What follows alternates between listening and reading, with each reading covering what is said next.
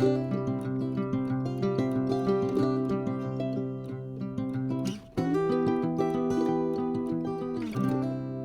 good morning everybody, it's Tom Christie, and I got a suggestion for a video from a viewer that said a lot of people get basic decoy anatomy wrong, especially when you're starting out, and I think it's a very valid point.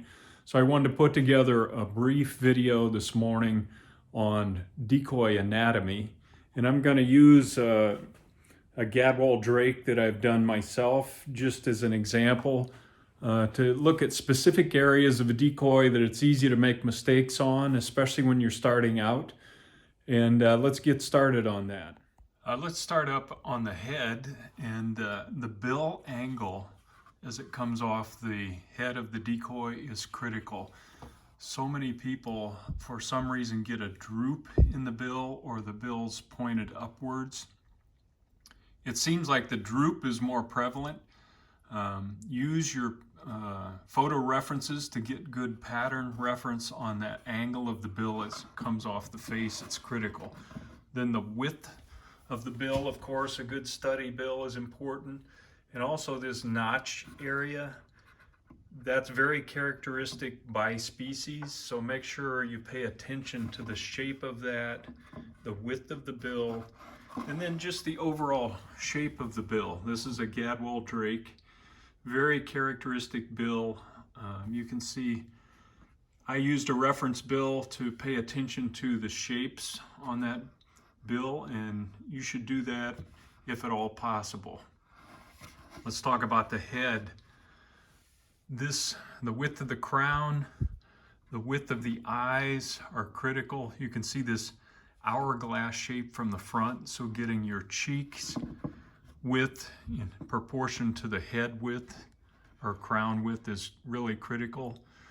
And of course, the cheek width is going to depend on the position of the bird. This is a low head tucked position, so the cheeks are going to tend to puff out a little bit more as the head raises up.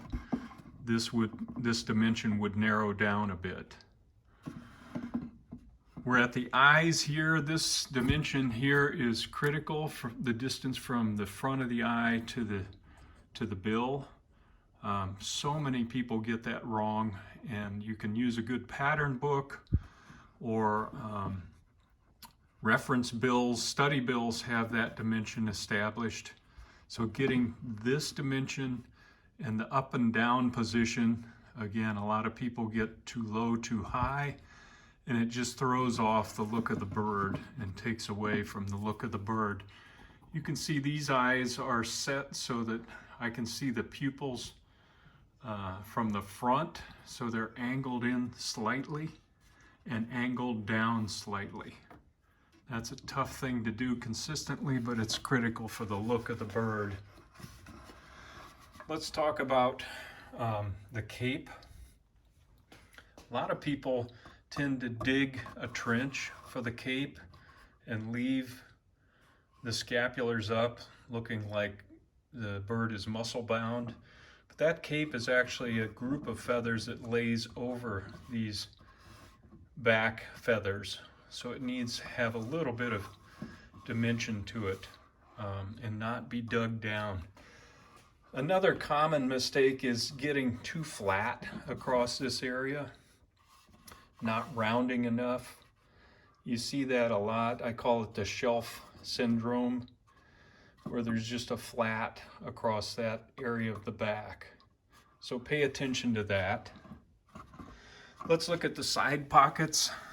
This particular bird has a wing out, and I wanted to use this bird because it shows more anatomy than a lot of decoys that have the wing tucked into the side pocket. You can see the front joint of the wing starts up in here, is tucked back into that area, comes out in this direction, and then this is a gradual line that connects back to the tip of the primary flight feathers.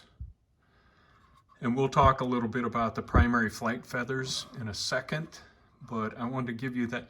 That's what's tucked behind the side pocket on most birds. in a traditional position where you don't have a lot of wings showing. But that shape is important to keep in mind as you're carving and developing your bird. You can see on this side, kind of tuck that in behind a grouping of feathers here, just to give it some interest. And I love showing those beautiful colors on the Gadwall drake. Let's go back to the scapulars and the tertials. Those are very unique to each bird that you're carving. So pay attention. These are very narrow, thin, long tertials on a Gadwall.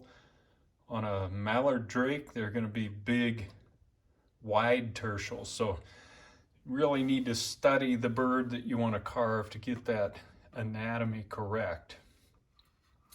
Another thing, notice I have a slight droop on these scapulars downward. A lot of people just seem to want to angle them straight back, and on a live bird you often see those drooping down at an angle like that to meet up with the side pocket. Let's talk about primaries. These primaries are in a relaxed position, so I don't have them crossed, but you really need to pay attention to the primaries. I see a lot of mistakes judging birds in that area, that people get that angle wrong, and they'll have, let's say, this position coming way out here, or in a cross position, the primaries are too flat. And if you draw an imaginary line from where the primaries are, the wing would end up somewhere outside of the body of the decoy. So that's kind of hard to explain without a good cross primary example.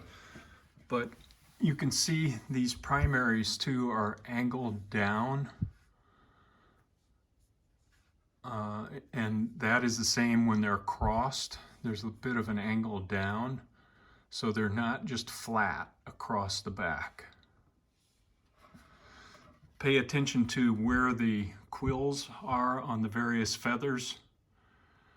Oftentimes you see people just put them right in the center of the feather, but they really crowd the leading edge of the wing feather where the strength is needed in a flight position.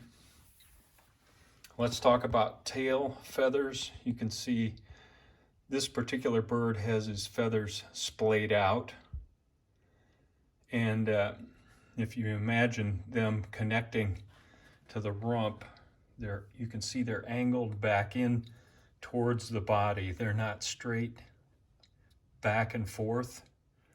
That's critical to the anatomy of the bird. They all tie in together and splay out kind of from a central point in the back of the body here. If we look at the underside of the tail, note that those feathers, note the shape of those feathers and where the quill is again, and how they overlap on the underside in the opposite direction than the direction they do on the top side. Then just in general, body to head proportion. I see a lot of people get a big head on a small body or a tiny head on a huge body. That just kind of goes back to your pattern and making sure that you have good reference material as you draw your pattern from scratch. I think those are the things I wanted to focus on, and I hope that this is not an extensive anatomy lesson at all. I don't pretend to be a wildlife biologist, but some basic anatomy is critical, especially as you're starting out, to get the shapes right, because that is really going to convey the essence of the bird that you're carving. Hey, I know that was pretty fast, but hopefully some of that will be helpful to you. And this is Tom Christie signing off until next time. Good carving to all of you.